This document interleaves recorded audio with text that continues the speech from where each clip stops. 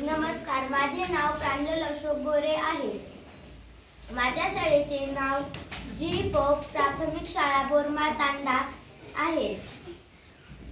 आज मी तुम्हाला हे अशुद्ध पाणी शुद्ध करून दाखवणार आहे।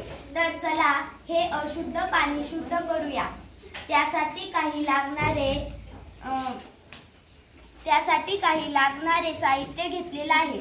तर त्या प्रकारे पहिल्या कपामध्ये घेतलेला आहे जाड खडे, दुसऱ्या कपामध्ये छोटे खडे, तिसऱ्या कपामध्ये वाळू आणि चौथ्या कपामध्ये कापूस या प्रकारे घेतलेला आहे। तर चला तर मग आता बघूयात अशुद्ध पाणी शुद्ध करूया।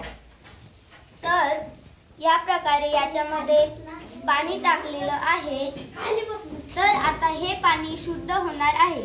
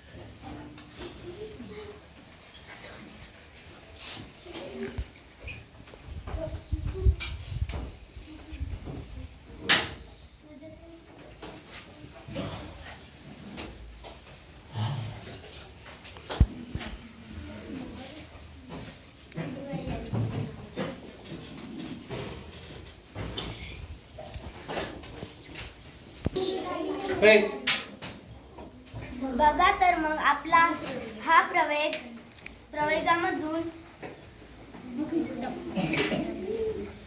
टप्प्याटप्प्यांमधून अशुद्ध पाणी शुद्ध झाले की नाही ते बघू।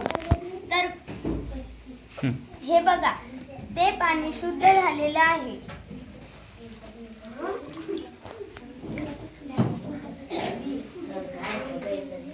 अशा प्रकारे अशुद्ध पाणी शुद्ध झाले।